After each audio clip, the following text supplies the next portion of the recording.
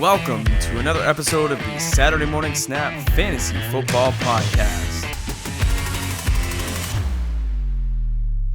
All right, we're going to go into our first big segment here. It's called Deal or No Deal, and we're looking at some trades that have been made. I pulled them from the Yahoo trade market. I pulled them from you on Twitter and Instagram.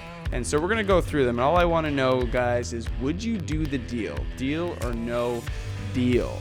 So in the first trade, we are trading away Aaron Jones and Darren Fells. And we are acquiring DeAndre Hopkins and Alexander Madison. Deal or no deal? Deal. Let me say, if I am trading away Aaron Jones and Darren Fells for DeAndre Hopkins, You are. I'm doing it. If I can get a piece of Hop right now, I will take that. That Houston's passing attack it's something. And you're asking Mark? if I would trade away Aaron Jones and Darren Fells for these two guys? Deal. 100%. Okay. Darren Fells is an old man. And He's also leading the league in tight end touchdowns. okay, I mean, I know. I understand, but we talk about touchdown upside as though it's a downside, and I just think that kind of dependence on his fantasy output is not as juicy as these young guys and insanely talented players like Hopkins and Madison. Right. No, I agree. It was a deal for me. I actually did this deal earlier in the week. I traded away Aaron Jones and Darren Fells. Aaron Jones for me is a $32 keeper in a $200 auction league.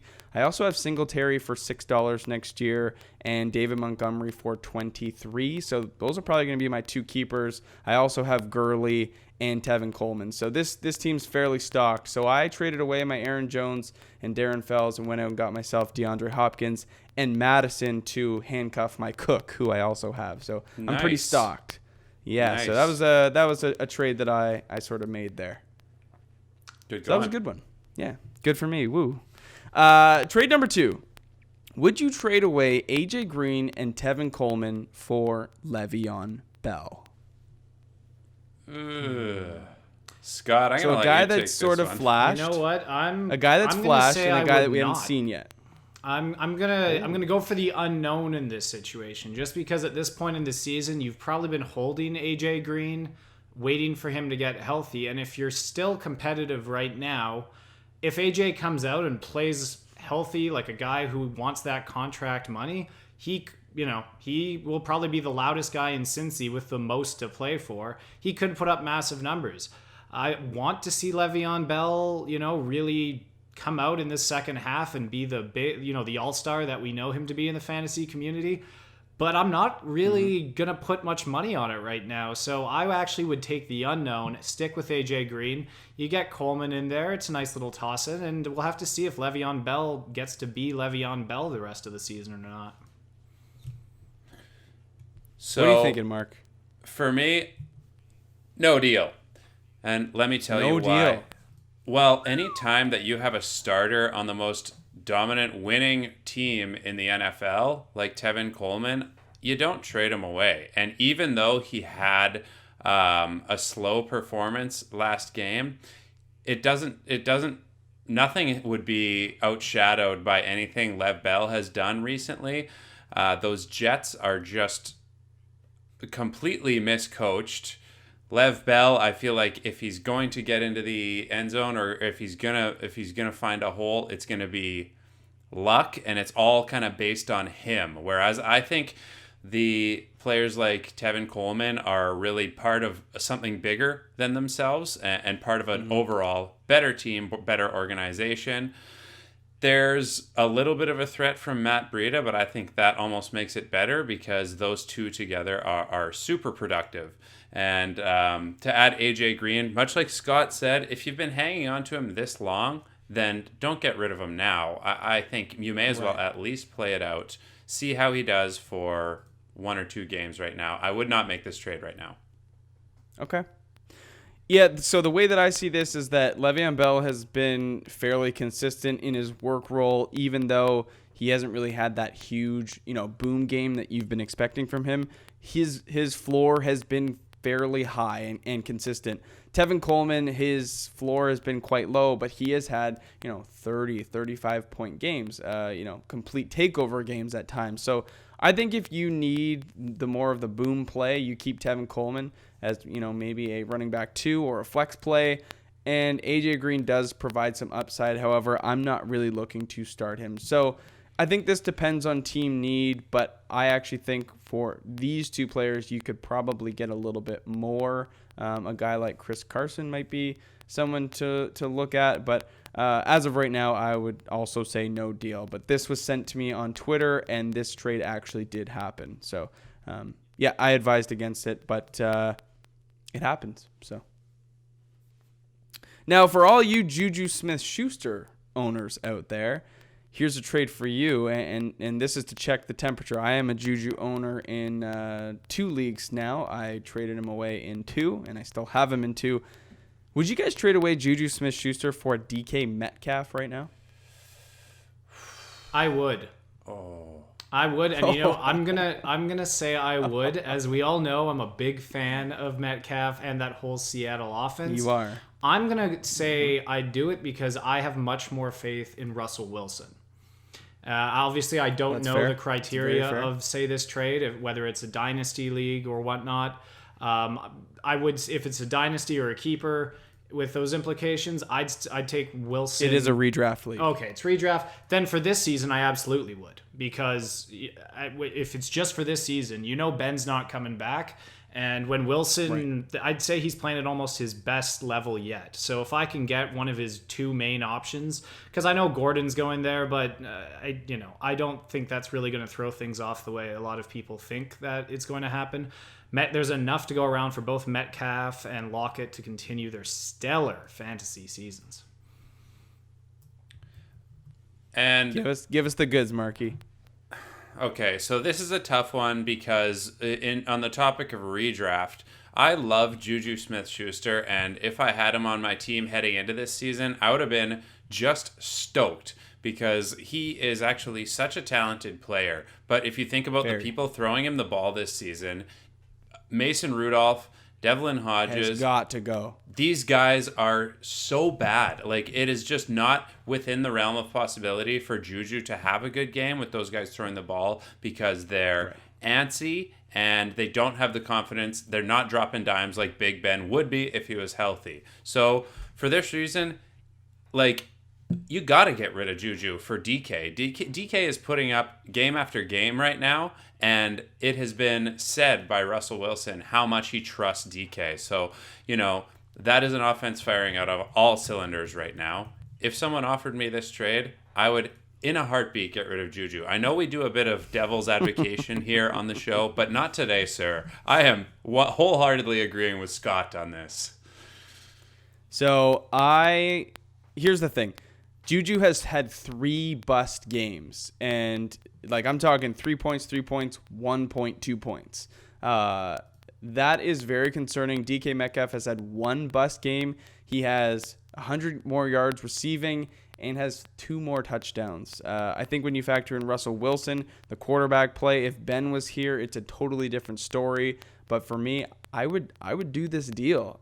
Even with Josh Gordon inserting himself into the offense, I would take DK Metcalf over Juju Smith-Schuster right now. I think the time has come to move on.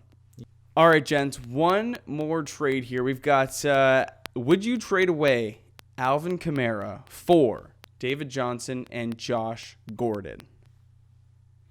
I absolutely would not. You would not. I'm going to say no way on my part. That Saints offense right now is just scary. Watching Latavius Murray dominate off the bench with AK down, I don't know how in good conscience you take a guy who has just been taken off the IR and, picked up on waivers and, an injured David Johnson. I just don't see how you, in good conscience, get rid of the leading back of that Saints offense, because it is scary. I own Latavius Murray in one of my leagues, and it has been so much fun just watching that O-line catapult him up and down the field week after week. AK is going to have fun when he gets back. Yeah, no, I get it. Alvin Kamara has been out for 2 weeks plus the bye, so he's had 3 weeks of rest. Josh Gordon wasn't injured. He was basically put on IR and then dropped so that no other team that was competing for a playoff spot or for the championship could scoop him up. So they sort of relegated him to the waiver wire, which landed him on the, I don't know how he got to number 28 on the waiver priority, but he got himself into Seattle. So Josh Gordon's not injured. He was back-to-back weeks considered a game-time decision. So Josh Gordon is quite healthy, passed his physical, ready to play for the Seahawks. David Johnson now is cleared to play for this week. So, you've got DJ, you've got Josh Gordon. Is that not enough for a potentially injured or could be re-injured Kamara? I might be a little sensitive on this topic because in our listener league, I took a chance on Antonio Brown early in our draft. So I'm a little more skeptical of the receivers that have all the talent in the world, but something has been going on where New England elected to not have him as part of the team anymore. So, right. You can say, oh, it'll be a change of scenery and then he'll just get back to playing football. But I've heard that story before, and I'm starting to become a lot more skeptical of the idea that players can just go to a new team and all of a sudden become dedicated football players who have no issues. Sure. Because it's not like New England has all the wide receivers, all the receiving options in the world, and they just elected to say, you're not going to be playing for our football team anymore. So something was going on. As Mark, far as what's your take here? His season before he went down wasn't exactly fantasy dynamite either. So I'm not a big fan of this trade from the DJ side. In that Arizona offense, I think that there are too many variables to keep DJ from being even close to as productive of a back as Alvin Kamara. They like to chuck the ball downfield. They like to allow Kyler Murray to scramble. And they like to keep a lot of things at play. Whereas the amount that they do that in New Orleans is a lot more controlled and a lot more centralized around Alvin Kamara. Why? Right. Because he's the best player on that team, and they have the best O-line in the league. That's why I would say no deal on this one. Josh Gordon, like you guys said, he has got just too much baggage, and I gotta stay away from that. It's not, like Scott said, it's not like he's just going to become a new player. There's obviously a reason he isn't on the Patriots right now, just like there was reasons why he had to leave the Browns organization.